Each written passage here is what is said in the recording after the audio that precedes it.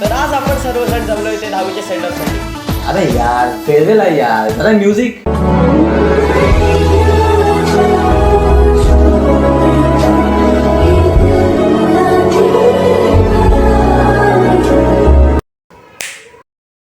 तर आज आपण फेअरवेलच्या निमित्ताने लाईफच्या पुस्तकातला स्कूल ह्या नावाचा चॅप्टर बघणार आहोत.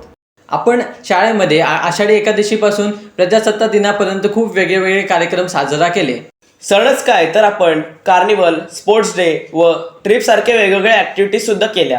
हो ना, मुरुड, केशवराज व पुणे, छत्रपती संभाजीनगर इथे ट्रिप गेली. प्रत्येक सणाला काही ना काही ऍक्टिव्हिटीज केल्या आणि खूप धमाल केली. पण काय पण बोलल्यार गणेश चतुर्थीला जी मजा केली ना आपण ती कधीच नाही केली. किती सगळं शांततेत झालं सगळ्यात. अजिबात कुठे असे मतभेद वगैरे कायच नाही झाले. म्हणजे कुठेच अशी विघ्न इथं आलेच ना अजिबात. असं भावा तू ठीक आहेस ना? म्हणजे पण यार यावेळी आपण गणेश चतुर्थी नाही साजरा केली यार. पण त्याच्या जागी आपण टीचर डे साजरा केला ना भाई. हा, त्या पण खूप मजा आली. मी तर मराठीचा टीचर होतो. तू कुठला टीचर होतास पार्थ? मी सायन्सचा होतो रे. आज पण तुला एक्झाम मध्ये.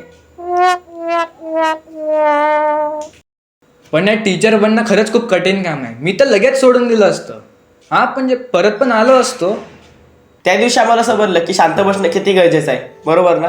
हो हो. आणि आम्ही ठरवलं सुद्धा की शांत बसूया. पण नेमकी गणपतीची सुट्टी आली यार. मग विसरलो.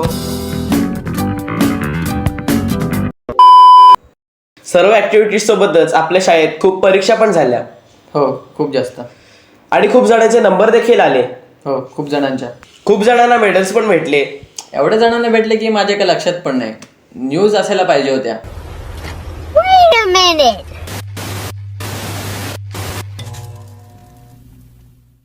तर आपण सुरू करूया आजची बुलेटिन.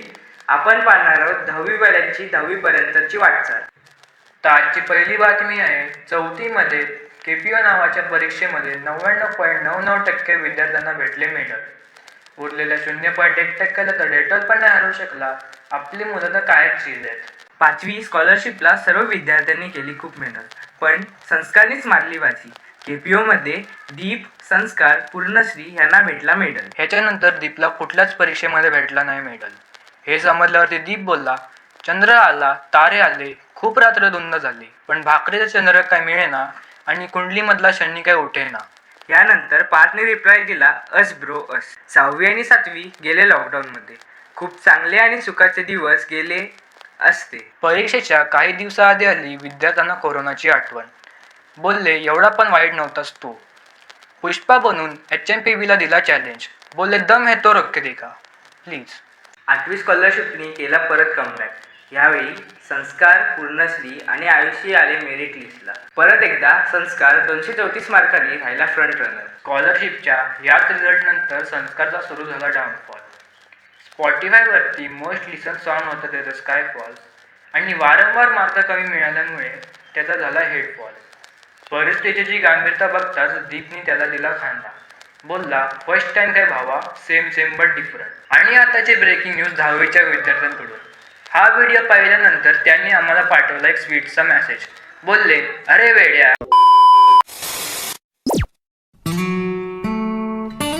10वीच्या क्लासची जी केलेली आम्ही सगळ्या पोरांनी मजा, पोरींच्या माहित नाही पण पोरांनी जी आम्ही मजा केली आहे ती आयुष्यभर लक्षात राहील. कारण की सगळ्या शिक्षकांना जो आम्ही त्रास दिला, नेहमी ऑफ पिरियडला जेव्हा सगळेजण टीचर्स जेव्हा बाहेर असायचे तेव्हा आम्ही आमच्या क्लासमध्ये जो दंगा घालायचो.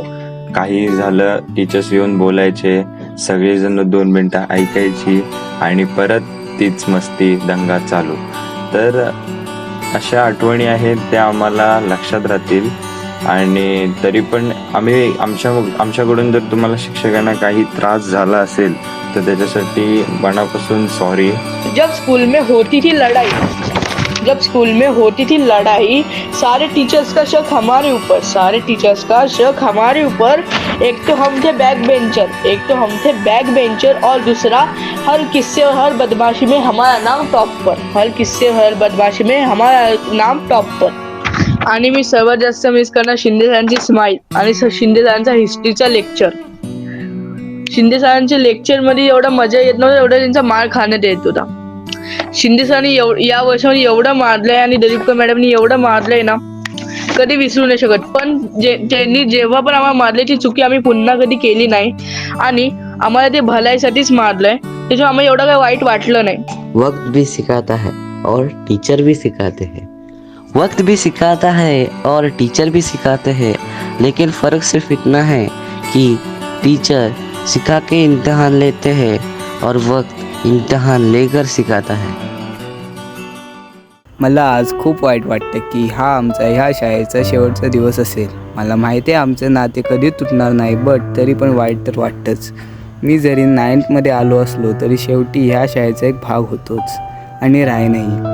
मी शाळेचा खूप आभारी आहे, कारण जरी मी एक नवीन विद्यार्थी असलो तरी मला एका जुन्या विद्यार्थ्याप्रमाणे प्रेमाने वागवल्याबद्दल आणि आपुलकीने वागवल्याबद्दल खूप खूप धन्यवाद. Well, I feel extremely lucky to have and had the life experiences that have brought me to this school, जिथे मला सगळे एक्सलंट टीचर्स आणि फ्रेंड्स मिळाले आणि त्यांनी मला खूप साऱ्या मेमरीज दिल्या आणि I am really grateful about it. So as we know की आपण सगळ्यांनी खूप एन्जॉय केलं या स्कूलमध्ये आणि हा एक स्कूल जो असा पार्ट आहे जो खूप इम्पॉर्टंट आहे आपल्या लाईफमध्ये आणि it's a true invaluable gift जे आपण कोणत्याही वर्ड्समध्ये जास्त एक्सप्रेस करू नाही शकत.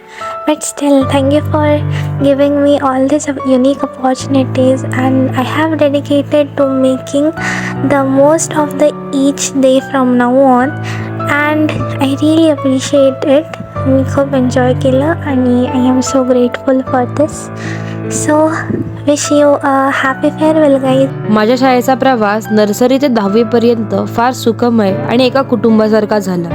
त्यात कोणाचीही उणीव भासली नाही.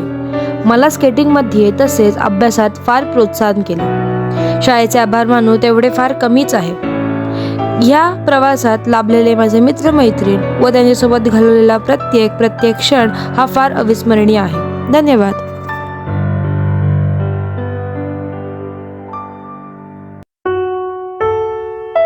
लक्षात राहील आमच्या शिंदे सरांचं गायन किंवा 15 ऑगस्टच्या कॉम्पिटिशनला घेतलेली मेहनत.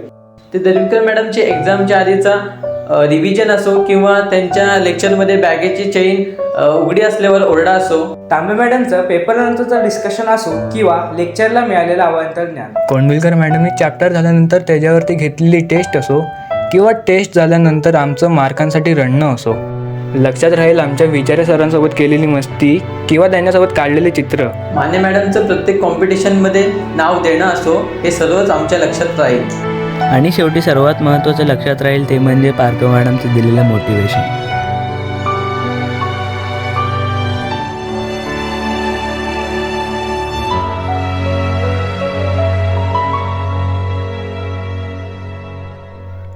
जेव्हा एक झाड मोठंच असतं तेव्हा त्याच्या फांद्या वेगवेगळ्या दिशेने वाढतात. तसंच आपलेही रस्ते आता वेगळे होतील, पण या फांद्या कितीही मोठ्या झाल्या तरी शेवटी झाडातच भाग राहणार आहेत. आता या फांद्या किती मोठ्या होतील ते तर सांगू नाही शकत, पण हे झाड कायम जिवंत राहील याची आम्हाला खात्री आहे.